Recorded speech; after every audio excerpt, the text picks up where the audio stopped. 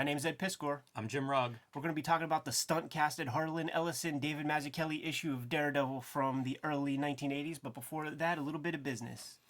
Octobriana, 1976, world's first blacklight comic, is in stores now and selling fast. We just sent another large shipment to Diamond, so it should be available in your comic shops as you see this.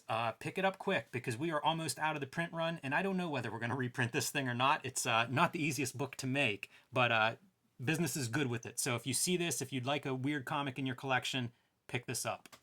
Patreon.com/EdPiskor, serializing my Red Room comic strips before it sees print in a proper edition sometime next year. $3 gets you the archive. Got 128 pages drawn, finished 4 issues worth of material. Slowly sliding stuff out every Tuesday.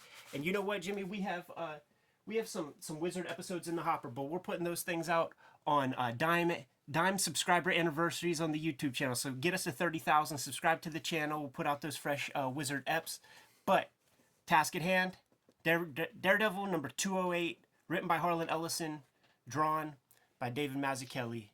And Jim, this is not the first time where somebody sort of from outside the culture participated in the comic. There's a long history, and it comes from science fiction, Ray Bradbury adaptations, Ray Bradbury letters that would show up in EC Comics and in places like that. You had Otto Binder, one of the principal co-creators of Captain Marvel. He was a science fiction pulp writer, and Harlan Ellison very famously was a fan of comics. There's that Masters of Comic Art VHS tape that was floating around when we were kids, and he's walking through his library, showing off his collection and talking about the people he deems important enough to interview on that VHS tape.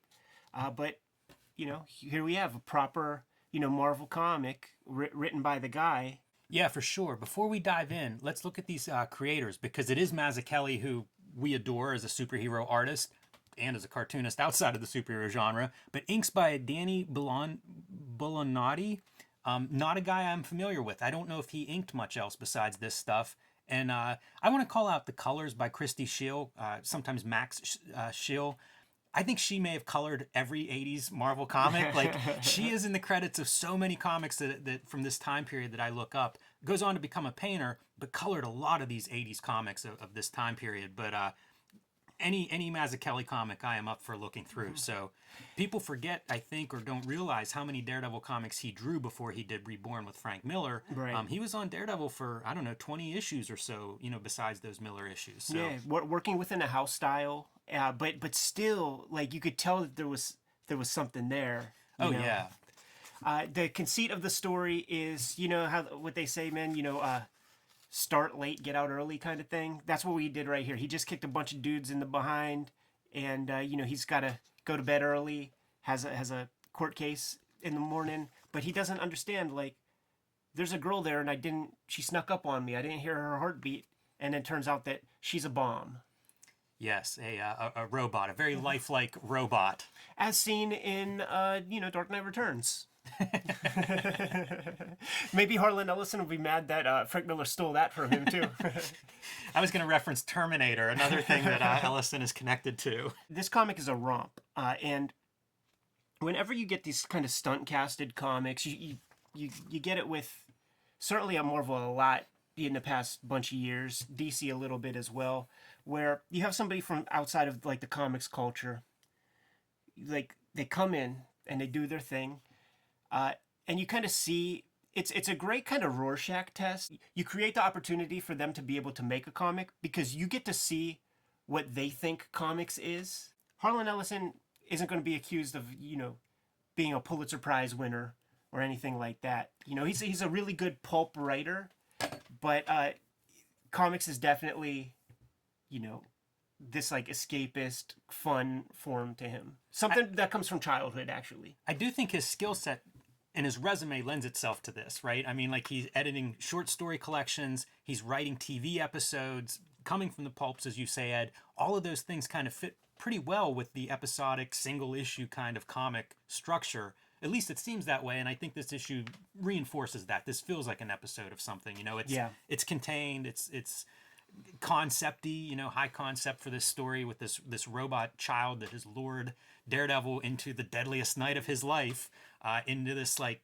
almost a haunted house, a booby-trapped house that he is now stuck in. We've seen him on a previous page get hit with some darts, I think poisonous darts that are going to further mess with his senses and disorient him further as he goes deeper and deeper through this trap of a house that he's in.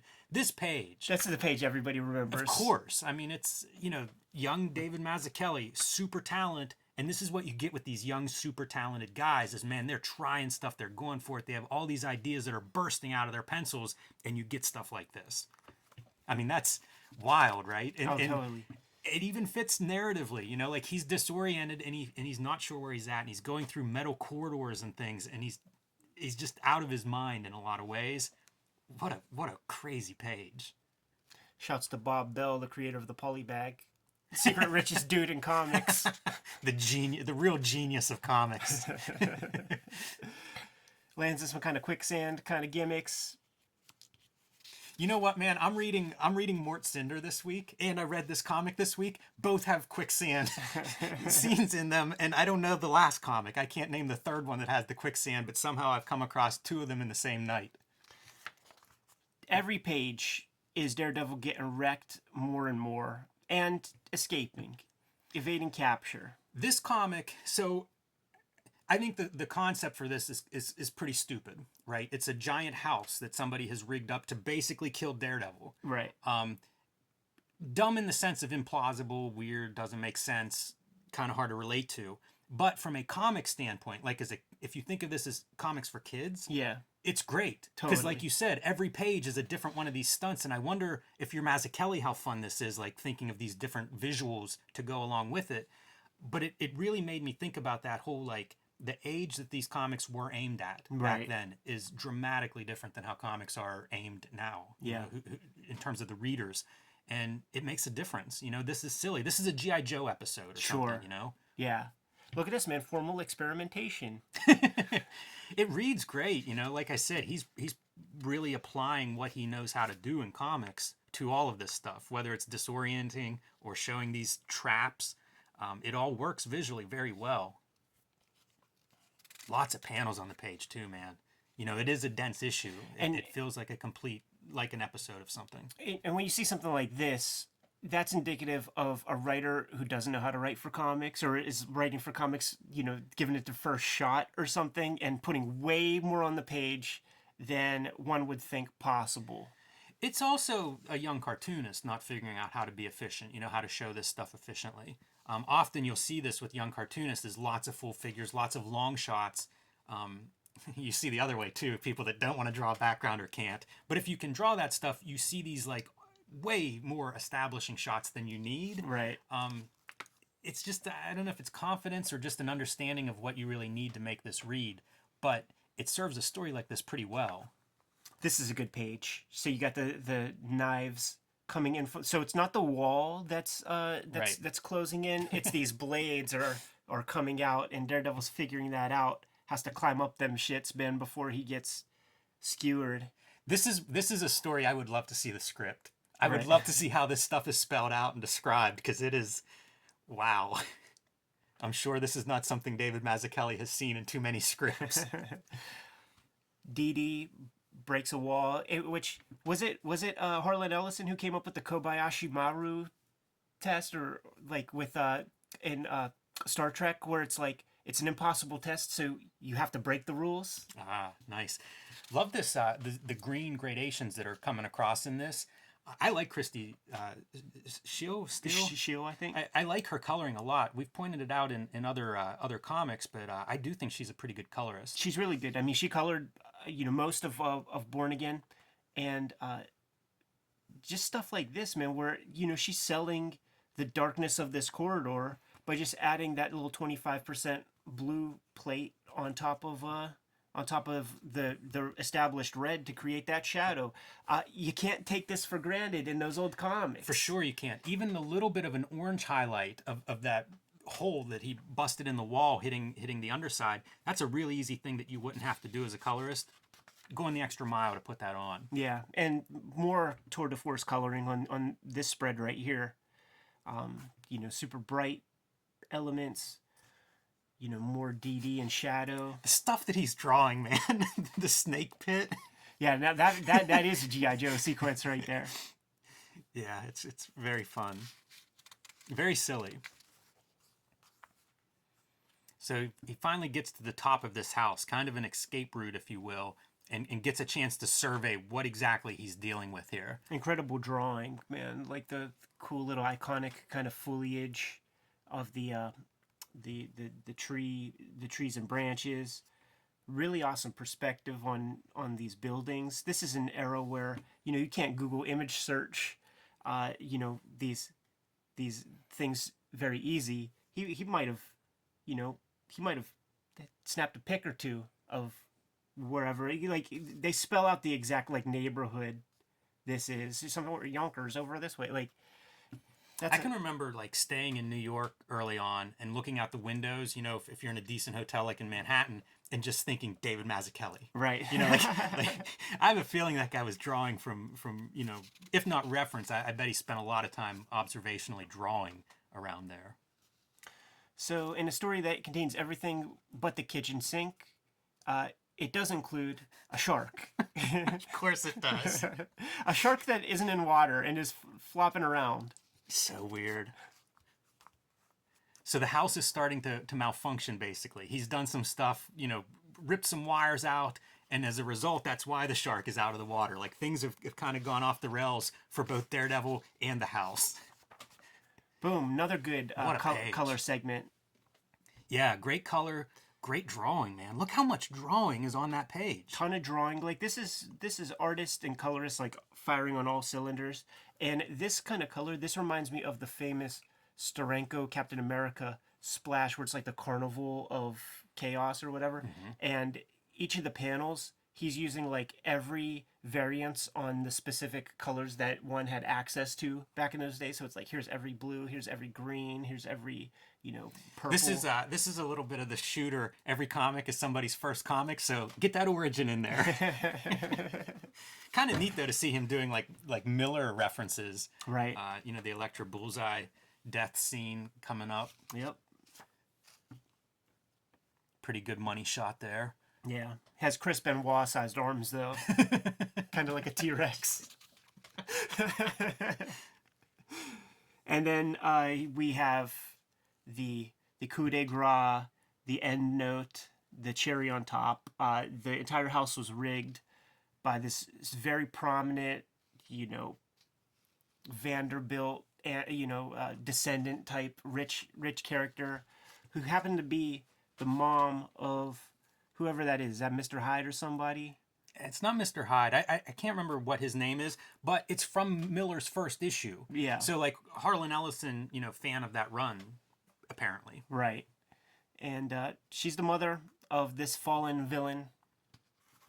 So blames Daredevil for killing her son. Yes. And look at all the words to tell us about that. A lot of exposition. Yes. And so she rigged the house. She used her good fortune. And then Bill Sienkiewicz is telling us to read Power Man and Iron Fist. I love Such a classic. Me too. It's one of my favorite ads. There's a the Power Man has a version of it too, right? There's 2 pieces to this ad. Yeah, for sure, but it's not in this one. You rarely get the Power Man, but you would get this one. I drew Blowfly like that as a Fantagraphics ad once. Daredevil does what he can, gets the hell out, because something about if your heartbeat stops. Your heartbeats are connected to some kind of trigger. The crib is going to blow up once either you die or you escape. And he escapes.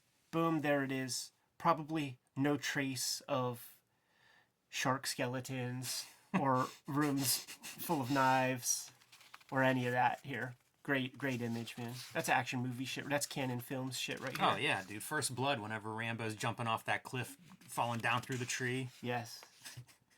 But of course, it can't be a Marvel comic if you don't have the true character pathos in there.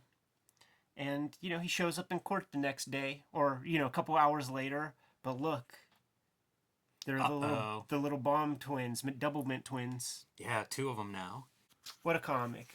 Yeah, and the next issue does pick up that thread with the Baum twins. Does it really? Yeah, it's just credited, I think, just to Arthur Byron on the next one, but it does continue the storyline, and we see a bunch more of those little girls, and it's very silly. I mean, that's what I'm saying. Like it's such a weird formula, and you know, most of the older comics that we read, it's with a certain amount of history is decided. The Frank Miller books, go read those. If you just randomly dive into this stuff, it is a strange world of what was being presented. And I guess if you're working monthly and you're putting out, I don't know what Marvel was publishing, 30 books a month or something, it's going to have these kinds of oddball issues. And I think that's the vast majority. It's Sure. just these weird things. Yeah. So Weird things, kid logic. It's all, we have, it's a different world. you know, this is an example of like early versions of comic book stunt casting. You got a very prominent, you know, sci-fi writer who also likes comics, and he wants to do one. It's a good Let way 'em. to frame it. I mean, you know, it's on the cover. There aren't other credits on these covers at the time, so it definitely, they're trying to use his name to sell this book. Let's go use our names to sell our books, Jimmy. Kayfabers, like, follow, subscribe to the YouTube channel. Hit the bell. We'll notify you when the next videos are available. Octobriana is in stores right now. Get your hands on that baby ASAP because she's selling out quick. Patreon.com/EdPiscor for the serialized Red Room comic strips. Every Tuesday, new pages go live. More than 4 dozen are up there right this very minute. $3 gets you the archive.